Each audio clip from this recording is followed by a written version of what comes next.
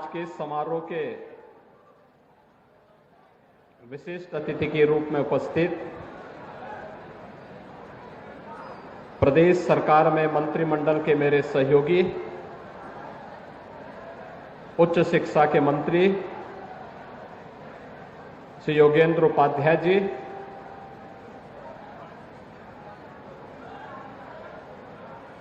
उत्तर प्रदेश सरकार के स्टाम्प और रजिस्ट्रेशन विभाग के मंत्री श्री रविंद्र जायसवाल जी, आयुष विभाग के मंत्री श्री दयाशंकर मिश्र दयालु जी, लोकप्रिय विधायक डॉक्टर नीलकंठ तिवारी जी, विधायक श्री त्रिभुवन राम जी, माननीय विधायक श्री सौरभ श्रीवास्तव जी, माननीय विधायक श्री सुनील पटेल जी, विधान परिषद सदस्य और भारतीय जनता पार्टी के जिला के अध्यक्ष अंशराज विश्वकर्मा जी, जिला पंचायत अध्यक्ष श्रीमती पूनम मौर्य जी,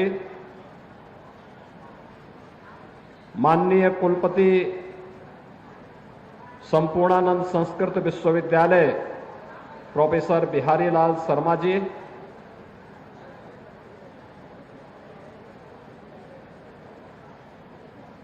श्री काशी विश्वनाथ मंदिर न्यास परिषद के अध्यक्ष प्रोफेसर नागेंद्र पांडे जी,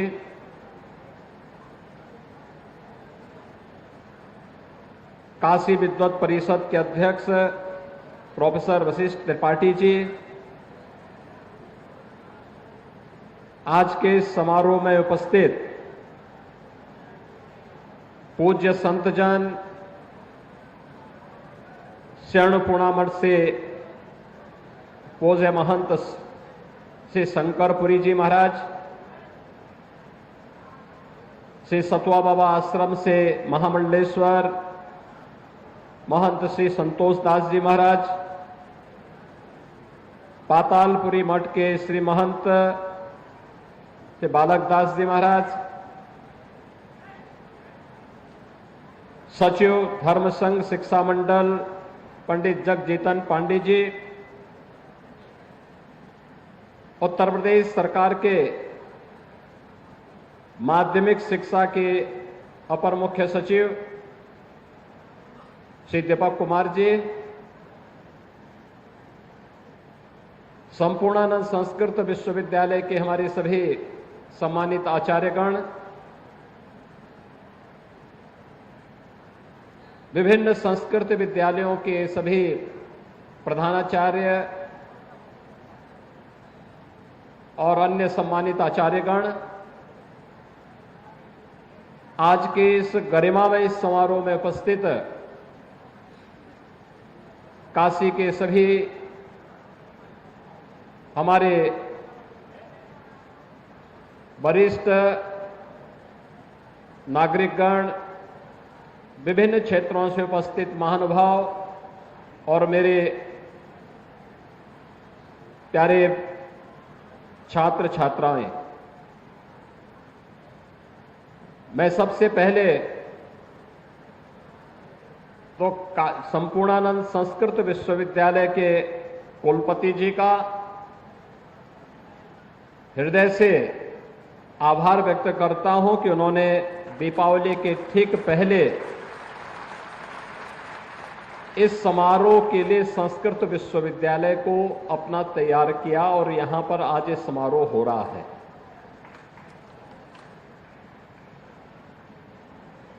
यह समारोह संस्कृत के लिए, भारतीय संस्कृति के लिए और उसकी आत्मा की दृष्टि से अत्यंत महत्वपूर्ण समारोह है।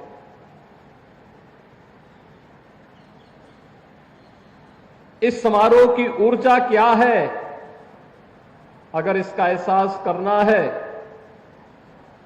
तो जब मैं इस प्रांगण में प्रवेश किया और मंच पर भी आने के उपरांत भी आप सबने एहसास किया होगा कि स्वस्ति वाचन और मंगलाचरण, वैदिक मंगलाचरण के कार्यक्रम जब यहां पर संपन्न हो रहे थे,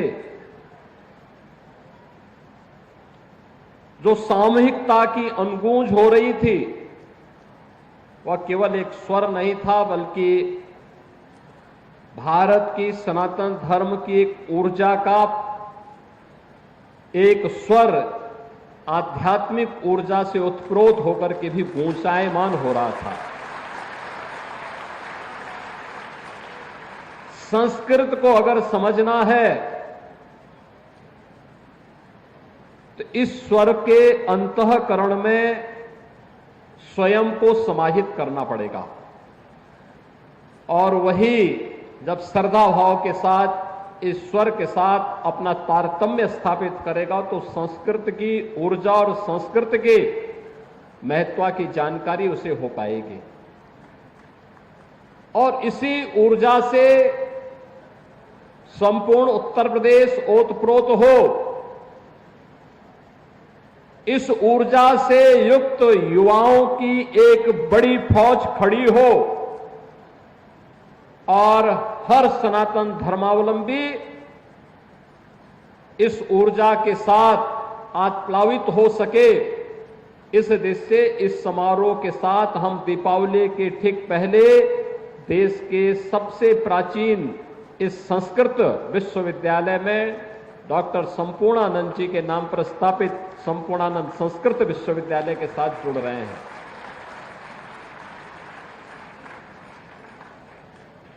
मुझे आश्चर्य होता है, गरीब छात्रों के लिए छात्रवृत्ति होनी चाहिए, मिलनी चाहिए, वंचित छात्रों को ये छात्रवृत्ति मिलनी चाहिए, ये अभिनंदनीय प्रयास हुआ, लेकिन संस्कृत को क्यों उससे उपेक्षित किया गया, ये मैं नहीं समझ पाया। अभी तक संस्कृत के केवल 300 बच्चों के लिए स्कॉलरशिप की व्यवस्था थी, और उसके लिए भी छात्रों को पता नहीं था, कोई आवेदन नहीं कर पाता था। कुल 300, 25 करोड़ की आबादी है। मैं आश्चर्यचकित करता था, संपूर्णानंद संस्कृत विश्वविद्यालय से जब प्रथमा, पूर्व मध्यमा, उत्तर मध्यमा की भी मान्यता प्राप्त होती थी, तब नेपाल और देश के अलग अलग जगहों के छात्र काशी में भी, गोरखपुर में भी अध्ययन करने के लिए आते थे। सन 2001 में उत्तर प्रदेश संस्कृत परिषद बनी और परिषद को मान्यता नहीं मिली, लेकिन छात्रों का प्रवेश होता रहा। कभी प्रयास नहीं हो पाया कि इस संस्कृत परिषद को हम मान्यता दिला पाए। मैंने जब एक बार छात्रों की संख्या के बारे में पूछा कि वे संस्कृत से छात्र क्यों भाग रहे हैं, पता लगा कि मान्यता न होने के कारण बाहर के बच्चे अब आने से कतराते हैं। हम लोगों ने मान्यता बहाल करवाई। आज उत्तर प्रदेश संस्कृत परिषद में भी संपूर्णानंद संस्कृत विश्वविद्यालय की मान्यता पहले से थी, और यह देश का प्राचीन संस्कृत विश्वविद्यालय है। अपनी एक लंबी यात्रा इस संस्कृत संस्थान ने आगे लेकर के चला है, बढ़ा है, गौरवशाली परंपरा के साथ आगे बढ़ा है। लेकिन संस्कृत परिषद को मान्यता तब मिल पाई जब हम लोगों की सरकार 2017 में आई, और आज उत्तर प्रदेश संस्कृत परिषद को भी मान्यता है। अब मैं देखता हूं छात्रों की संख्या में बढ़ोतरी, लेकिन एक उपेक्षा का भाव जो देखने को मिला था। और आज इसीलिए हम सब आज यहां पर उपस्थित हुए हैं कि अभी तो हम लोगों ने यहां पे संस्कृत के बच्चों के लिए मैं आश्चर्यचकित था। पहले तो स्कॉलरशिप नहीं मिलती थी, उसमें भी आय सीमा जोड़ दी गई। तो हम लोगों ने कहा नहीं, संस्कृत के साथ जुड़ने वाले हर छात्र को ये स्कॉलरशिप मिलनी चाहिए। और आज जिस स्कॉलरशिप को हम लोगों ने वितरण कार्य प्रारंभ किया है, ये मेरा सौभाग्य है कि दीपावली के पहले यह अवसर प्राप्त हो रहा है हमें। दीपावली के ठीक पहले यानी कल तक इन 69,195 छात्रों के अकाउंट में ये धनराशि उनके अकाउंट में कल पहुंच जाएगी। बैंक खुलते ही ये अकाउंट में पहुंचेगी। लेकिन ये संख्या उत्तर प्रदेश के अंदर जितने भी संस्कृत के बच्चे हैं, प्रथमा से लेकर के आचार्य तक, इन सबके फॉर्म भरवाने हैं, सबको ये स्कॉलरशिप उपलब्ध करवानी है। इसके लिए हर संस्थान को लगना पड़ेगा, अपने स्तर पर प्रयास करना पड़ेगा और इसको आगे बढ़ाना पड़ेगा।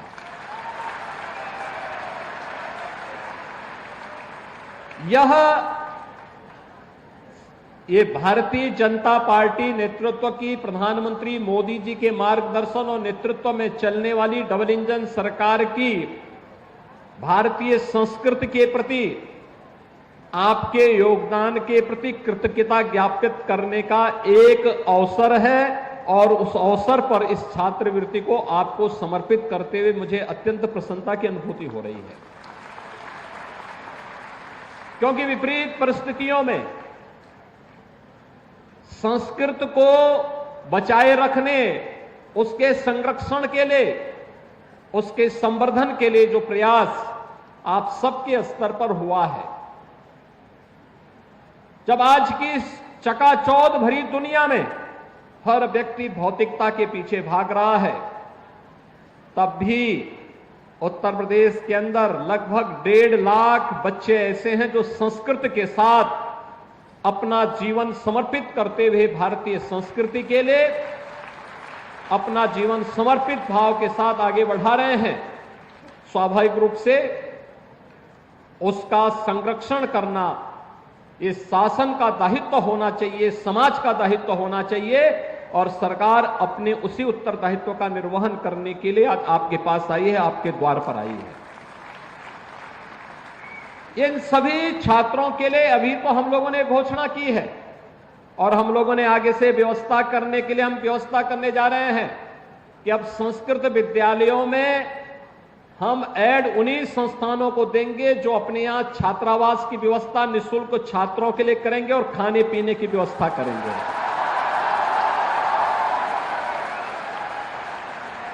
जहां पर भी कोई व्यक्ति, कोई आश्रम, कोई न्यास अच्छा छात्रावास बना के देगा, विद्यालय देगा, बच्चों के रहने खाने की निःशुल्क व्यवस्था करेगा, वहां हम अनुदान देकर के उस संस्थान को हम संस्कृत की मान्यता के लिए अच्छे आचार्यों की नियुक्ति करने के लिए एक स्वतंत्रता भी देंगे। और हमने कहा कि भाई युद्ध स्तर पर प्रदेश भर में इस प्रकार के विद्यालय खोलिए जो गुरुकुल की परंपरा को पुनर्जीवित कर सके।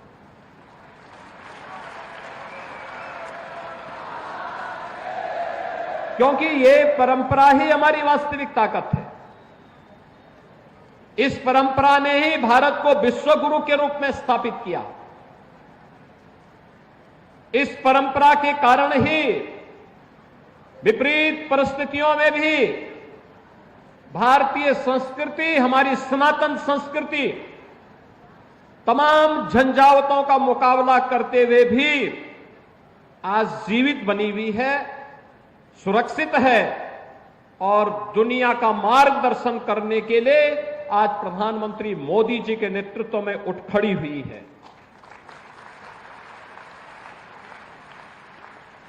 बहनों और भाइयों, मुझे लगता है कि अब ये समय प्रधानमंत्री मोदी जी के नेतृत्व में भारतीय सभ्यता, संस्कृति, सनातन धर्म और भारत का समय आ गया है।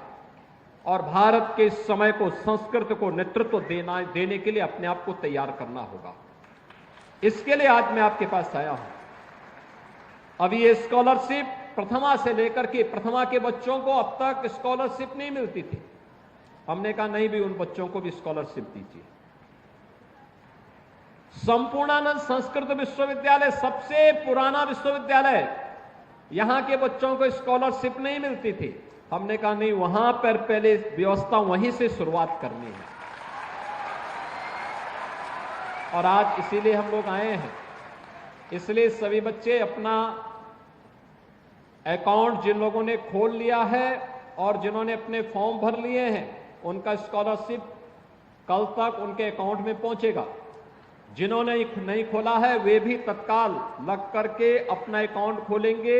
माध्यमिक या उच्च शिक्षा विभाग, उत्तर प्रदेश शासन इसको देख रहा है। वे स्वयं इस बात को सुनिश्चित करें कि हर एक बच्चे का स्कॉलरशिप के लिए अकाउंट खुल जाए और ऑनलाइन उनकी स्कॉलरशिप उनके अकाउंट में वर्ष में 2 बार जाती रहे, जिससे उसको इधर उधर कहीं भी अन्य कार्यों के लिए इधर उधर जाने की आवश्यकता न पड़े। इसके बाद संस्कृत में विशेष शोध के लिए, संस्कृत केवल देववाणी ही नहीं है, बल्कि यानी केवल यह इस लोक और परलोक में ही संवाद का माध्यम नहीं है, देवगणों से ही संवाद का माध्यम नहीं, बल्कि ये भौतिक जगत की तमाम समस्याओं का वैज्ञानिक रीति से सुलझाने का एक माध्यम भी बने। इस पर शोध करने के एक विशिष्ट कार्यक्रम को आगे बढ़ाने की आवश्यकता है। आपने देखा होगा, हम लोगों ने काशी हिंदू विश्वविद्यालय में एक वैदिक विज्ञान का एक केंद्र बनाया है। वैदिक विज्ञान का एक केंद्र भारत की प्राचीन संस्कृति पर विशिष्ट शोध को बढ़ावा देने के लिए, और मुझे लगता है संस्कृत को इसके शोध का केंद्र अपने आप को बनाना पड़ेगा। और मैं आप जो भी संस्कृत में विशिष्ट शोध की अपने थीसिस लिखेंगे, कुछ अच्छा कार्य करेंगे, मैं उनको, उन सभी आचार्यों को, उन सभी छात्रों को इस बात के लिए आश्वस्त करता हूं कि उनके लिए एक अच्छी स्कॉलरशिप की हम घोषणा करने जा रहे हैं, जिससे वो बेझिझक अपनी वृत्ति की चिंता के बगैर सरकार उसकी व्यवस्था देख सके। और एक निश्चित समय के लिए हम उसको स्कॉलरशिप देंगे, 2 वर्ष के लिए, 3 वर्ष के लिए, जो इन 3 वर्ष के अंदर बिना किसी चिंता के वह अपने शोध के कार्य को आगे बढ़ा सके और इसके माध्यम से वह भारतीय संस्कृति के मूल तत्व को दुनिया के सामने रख सके। यह आज की सबसे बड़ी आवश्यकता है। सज्जनों, जब हम संस्कृत की बात करते हैं तो मैं यहां पर महर्षि अरविंद की कुछ बातों को आपके सामने रखना चाहता हूं। एक बार उनसे पूछा गया कि भारत का सबसे बड़ा खजाना क्या है। महर्षि अरविंद बचपन में ही उनके पिता ने उन्हें पढ़ाई करने के लिए इंग्लैंड भेज दिया था, विदेशों में पढ़े थे। लेकिन जब वापस आए, भारत के बारे में उन्होंने जानकारी ली, भारत के मूल तत्व को उन्होंने जाना, तो उन्होंने पहले ब्रिटिश हुकूमत की चाकरी करने से इनकार कर दिया। फिर उन्होंने कहा कि मैं भारत के लिए कुछ विशिष्ट करूंगा। इसके लिए वह क्रांतिकारी अभियान के साथ जुड़े और बाद में पांडिचेरी में जाकर के एक आश्रम बना करके भारत की आध्यात्मिक परंपरा को आगे बढ़ाने के लिए अरविंद आश्रम के माध्यम से उन्होंने अपने कार्य को आगे बढ़ाया। महर्षि अरविंद से जब पूछा गया कि आखिर क्या है भारत का सबसे बड़ा खजाना, तो उन्होंने कहा कि अगर कोई मुझसे पूछे कि क्या है भारत का सबसे बड़ा खजाना, उसकी सबसे बड़ी विरासत क्या है, तो मैं बिना किसी संकोच के जवाब दूंगा कि संस्कृत भाषा और उसका साहित्य हमारा सबसे बड़ा खजाना है। यह एक शानदार विरासत है और जब तक हमारे लोगों के जीवन को प्रभावित करती है तब तक भारत की मूल प्रतिभा बनी रहेगी। यह यानी एक वह ऋषि जिन्होंने भारत की स्वतंत्रता का उद्घोष पहले ही कर दिया था, 1947 के पहले ही जिन्होंने कह दिया था कि जिस दिन मेरा जन्मदिन होगा आगामी कुछ वर्षों में उस तिथि को यह भारत आजाद भी होने वाला है। ऐसे महर्षि अरविंद संस्कृत के बारे में इस प्रकार के उदात्त विचारों को हम सबके सामने रखते हैं। दुनिया का हर वह व्यक्ति जो मानवता का पक्षधर है, जो वास्तव में सर्वांगीण विकास का पक्षधर है, वह संस्कृत का हिमायती है। आज की जो आधुनिक तकनीक आई है, इस तकनीक ने भी स्वीकार किया है कि चाहे वह कंप्यूटर साइंस हो, चाहे वह आर्टिफिशियल इंटेलिजेंस हो, ये सब इस बात को स्वीकार करते हैं कि इसके सबसे सहज और सरल माध्यम कोई एक भाषा बन सकती है तो वह संस्कृत बन सकती है। इसके लिए आप सबको अपने आप को तैयार करना होगा। आप सबको इसके लिए अपने आप को तैयार करना होगा और इसीलिए इस आधुनिक और पुरातन परंपरा को जोड़ने के लिए, विरासत को विकास के साथ जोड़ने के लिए प्रधानमंत्री मोदी जी के नेतृत्व में देश के अंदर जो अभिनव प्रयास हुए हैं, उसका केंद्र बिंदु फिर से हमारी आध्यात्मिक और सांस्कृतिक राजधानी काशी बने। काशी से संदेश फिर से जाए, इस कार्यक्रम को हम मजबूती के साथ आगे बढ़ा सकें, यह आज की सबसे बड़ी आवश्यकता है। जितने प्राचीन परंपरा उतने ज्यादा पर्व और त्योहार। आखिर पर्व और त्योहार तो उन्हीं के पास होंगे जिनकी विरासत जितनी प्राचीन होगी। अभी धनतेरस से लेकर धन्वंतरी जयंती से लेकर के और आगे छठ तक पूरा समारोह पे समारोह होते हुए दिखाई देंगे। सर्वत्र एक उल्लास होगा, खुशी होगी और एक खुशी संस्कृत के समर्थकों के मन में भी, भारतीय संस्कृति के प्रति अनुराग का भाव रखने वाले हर व्यक्ति के अंदर भी दिखनी चाहिए। और उसी भाव के साथ आज मुझे यहां संपूर्णानंद संस्कृत विश्वविद्यालय के प्रांगण में आप सभी संस्कृत जनों के साथ में, सुधी जनों के साथ में आज संवाद करके इस कार्यक्रम का शुभारंभ करते हुए मुझे प्रसन्नता की अनुभूति हो रही है। आज के इस अवसर पर मैं एक बार फिर से जिन छात्रों को ये स्कॉलरशिप मिलने जा रहा है, इन 69,165 छात्रों को तो तत्काल रूप से और इसके बाद जो भी इसमें फॉर्म भरेंगे संस्कृत के बच्चे प्रथमा से लेकर के आचार्य तक, इन सबको मैं हृदय से बधाई देता हूं और उनको इस बात के लिए आश्वस्त करता हूं कि वे निश्चिंत होकर के अपनी पढ़ाई करें। सरकार उसके लिए पूरी व्यवस्था करेगी। संस्कृत के लिए बहुत चिंतित अब होने की आवश्यकता नहीं है। दूसरा, हम लोगों ने विभाग से इस बारे में भी कहा है कि जिन संस्कृत विद्यालयों में शिक्षकों की पूरी भर्ती नहीं हो पाई है, तत्काल वहां पे भर्ती की प्रक्रिया को भी, जहां पर प्रबंधन को करना है, प्रबंधन के साथ मिलकर के अच्छे और योग्य आचार्यों की नियुक्ति हो सके, ये व्यवस्था सुनिश्चित करना है, क्योंकि बहुत आवश्यक है।